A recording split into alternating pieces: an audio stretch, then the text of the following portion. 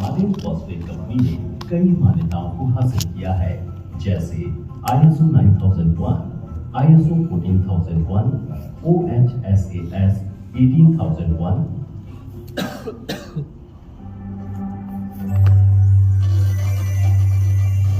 Restricted area में प्रवेश। MPC के रेस्ट्रिक्टेड एरिया में प्रवेश करने से पहले आपको सेफ्टी इंडक्शन कोर्स में हाजिर रहना है और इसके संबंधित टेस्ट में सफल होना अपना आईडी कार्ड पाने के लिए जरूरी है। एक बार एमपीसी के क्षेत्र में दाखिल होते ही इन बातों का सदा ख्याल रखें। सदा अपना आईडी कार्ड साथ में रखें। मेहमान अपने दाखिले और निकास का विषय लॉग बुक में दर्ज कराएं। मेहमान सदा एमपीसी के संबंधित व्यक्ति के साथ रहें। सिर्फ निर्धारित क्षेत्रों में ही चले। कोई भी उपकरण एमपीसी प्लांट में सुरक्षा विभाग द्वारा दिए गए सर्टिफाइड स्टिकर के साथ होना चाहिए। व्यक्तिगत वाहन एमपीसी प्लांट के क्षेत्र में निषेधित है। गाड़ी पर वैलिड व्हीकल पास या एमपीसी का सिक्योरिटी स्टिकर रहना चाहिए।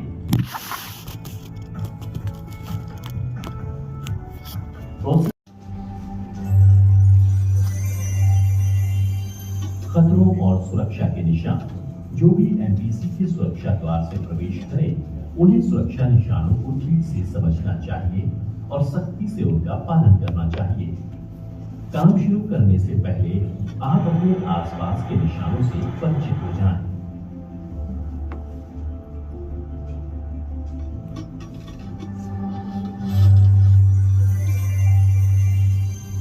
Traffic rules.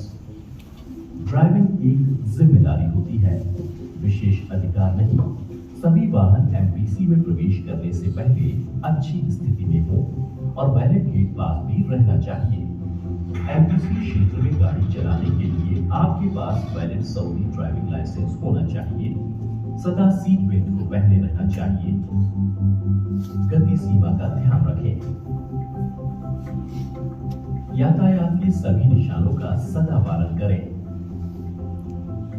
चलते इंजन वाले वाहन बिना निगरानी के नहीं छोड़ना चाहिए। गाड़ी सदा रिवर्स डायरेक्शन में निर्धारित क्षेत्र में ही पार्क करें। प्रवेश या एग्जिट के द्वार पर रुकावट न करें या नो पार्किंग जोन पर गाड़ी पार्क न करें और किसी भी आपातकालीन उपकरण के सामने पार्क न करें। गाड़ी पर लदा हुआ सामान अच्छी तरह से और सुरक्षित रूप से बांधना चाहिए। संतुलित वजन वाला सामान पूरी तरह से गाड़ी के अंदर ही रहना चाहिए। याद रखें, सिर्फ सर्टिफाइड ड्राइवर ही भारी साधन चला सकता है और सुनिश्चित कर लें कि क्रेन और फोर्कलिफ्ट प्रयोग से पहले जांच किए गए हैं और थर्ड पार्टी स्टिकर से प्रमाणित किए गए हैं। ऊपर बताए गए किसी भी यातायात के नियम का उल्लंघन मार्टिन ट्रैफिक पॉलिसी के अनुसार जुर्मानेदार होता है।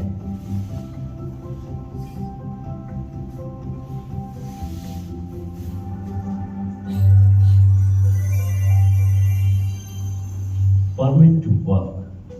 कोई भी नॉन ऑपरेशनल कार्य के लिए वर्क परमिट होना आवश्यक होता है, जैसे स्कैफोल्ड लगाना, हार्ड वर्क, एक्सकेवेशन, कन्फाइंड क्षेत्र में प्रवेश और इत्यादि। वर्क परमिट को यूनिट शिफ्ट सुपरवाइजर या शिफ्ट इंचार्ज से लिया जाता है। वर्क परमिट सिर्फ अधिकृत व्यक्ति के द्वारा उसमें सूचित सब नियमों को मानने के बाद ही दिया जाता है। आपको पूरी तरह से आवश्यक चीजों से परिचित कराया जाता है। ध्यान से सुने और कोई भी संदेह हो तो निवारण कर ले। काम शुरू करने से पहले आइसोलेशन की जांच कर लें। लॉर्ड सीट से अनुरूपता प्राप्त कर लें। सुरक्षा नियमों का सदा पालन करें और वर्क परमिट में बताए गए नियमों का पालन करें जो खतरों से बचाता है। मार्टिन फॉस्वेट कंपनी 6 तरह के वर्क परमिट देती है। Safe work permit, hazardous work permit, confined space entry permit, radiography permit, time shutdown permit, excavation permit. स्पष्ट कर ले, वर्क परमिट नहीं तो काम नहीं।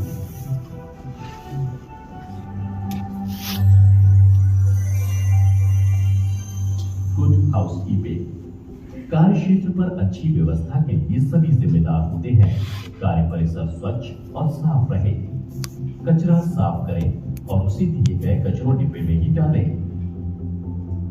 केबल्स और होसेस ट्रिपिंग होने का खतरा न पैदा करें। सभी रास्ते रुकावटों से साफ रहें। सभी साधन और सामान सुरक्षित रखे जाएं।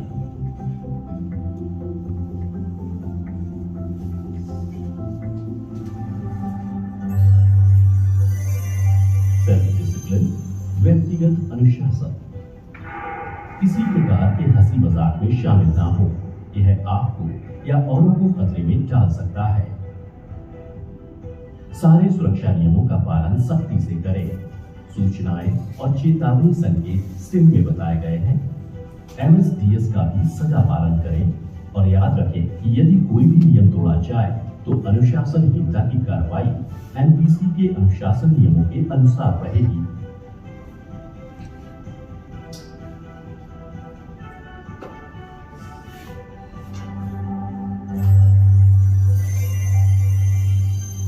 Contracting safety officer. Contracting safety officer NPC के HSCC विभाग द्वारा जांचा और मंजूरी दिया गया व्यक्ति होता है, जिसकी जिम्मेदारियां हैं कर्मचारियों को चोट से बचाना, संपत्ति और परिसर का नुकसान रोकना। सेफ्टी ऑफिसर को सदा जॉब साइट पर उपलब्ध रहना चाहिए। NPC के HSC विभाग से संबंधित सभी आवश्यकताओं से परिचित रहना चाहिए। सुरक्षा की जांच और हादसों की सूचना सुनिश्चित करना।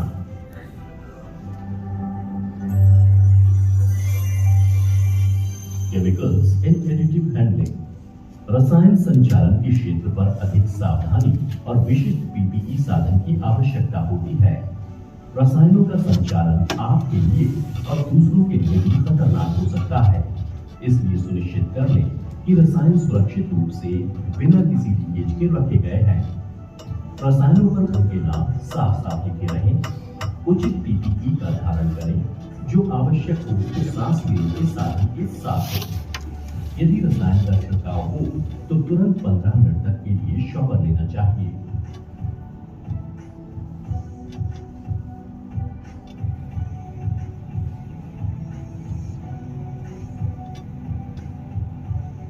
रसायनों के प्रयोग के बाद अच्छी तरह हाथ धोएं।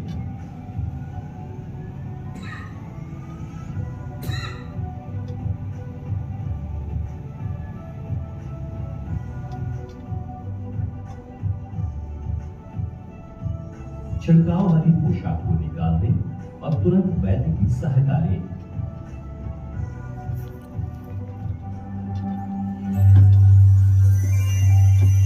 दुर्घटना की सूचना, इंसिडेंट रिपोर्टिंग। यदि आप किसी असुरक्षित घटना को देखें तो तुरंत इसकी सूचना अपने सुपरवाइजर को दें। आपातकालीन समय में इन नंबरों का प्रयोग करें।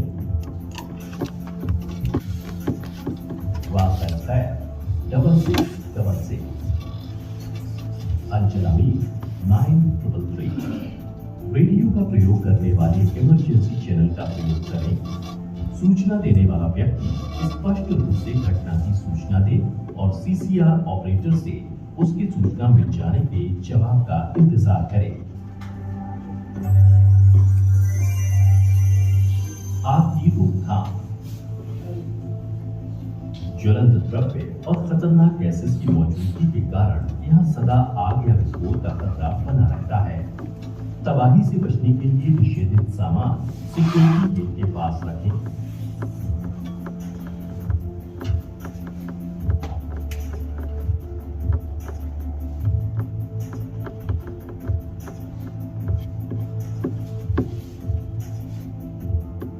सुनिश्चित कर लें कि धूम्रपान निर्धारित स्थान पर ही किया जाए। कोई भी हार्ड वर्क बिना उचित अनुमति के शुरू न करें। सुनिश्चित कर लें कि आसपास गैस की जांच पूरी तरह की गई है। आग पकड़ने वाले सारे सामान हटा दिए जाएं। आग बुझाने के साधन जैसे फायर एक्सटिंग्विशर, लाइव होज व्हील, प्रेशराइज्ड फायर वाटर होज उपलब्ध रहें। एक फायर वॉच को नियोजित करें।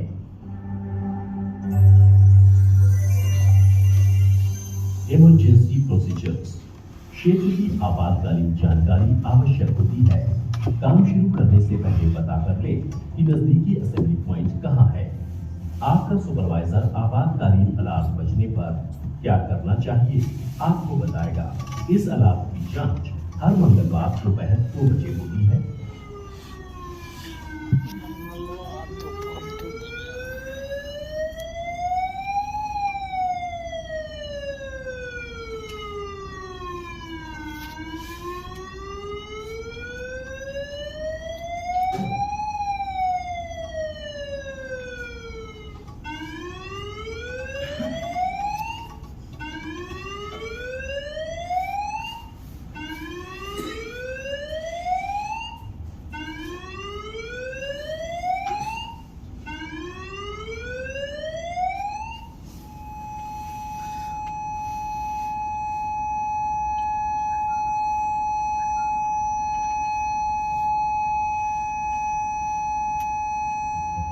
गैस लीक, आग या विस्फोट के समय विंडसॉक का पता रखें, जिससे हवा की दिशा मालूम हो जाए। सदा क्रॉसविंड या हवा के संपूर्ण दिशा में चलते जाएं, क्योंकि हवा में जहरीली गैसेस हो सकती हैं। जब आप अलार्म की आवाज सुने तो तुरंत अपना काम रोक दें। यदि सुरक्षित हो तो साधन को वहीं छोड़ दें।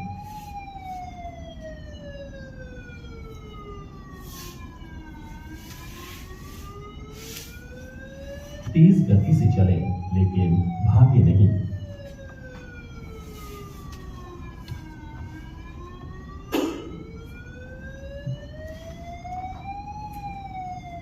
नजदीक के असेंबली पॉइंट पर चले जाएं और बिल्डिंग मार्शल को सूचित कर वहीं ठहरे रहें।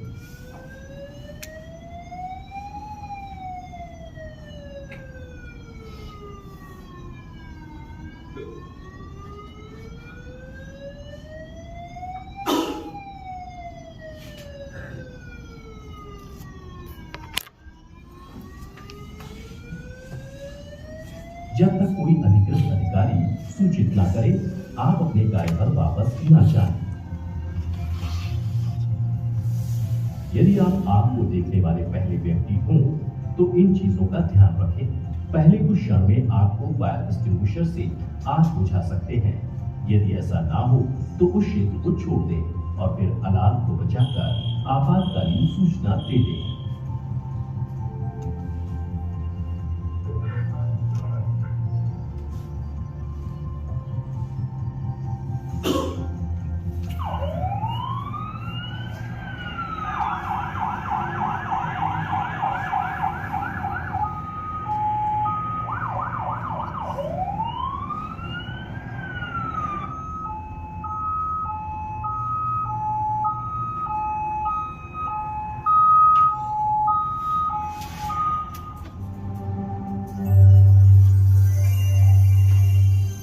व्यक्तिगत संचालन। सामान उठाने का सही ढंग अपनाएं। यदि सामान वजनदार हो तो किसी की सहायता लें। अधिक से अधिक वजन 25 किलो से ज्यादा ना हो। वजन को सदा बदन के करीब ही रखा करें। सर सीधा रखकर चला करें।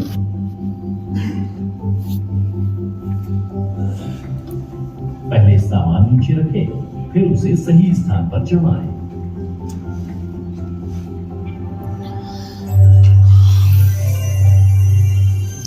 Safe working inside the office. अपने कार्य स्थान का उचित निशान लेआउट सुनिश्चित करें। स्क्रीन केंद्र दृष्टि के सही कोण पर होना अच्छा होता है। कंप्यूटर से काम करते समय बीच बीच में विश्राम की योजना रखें।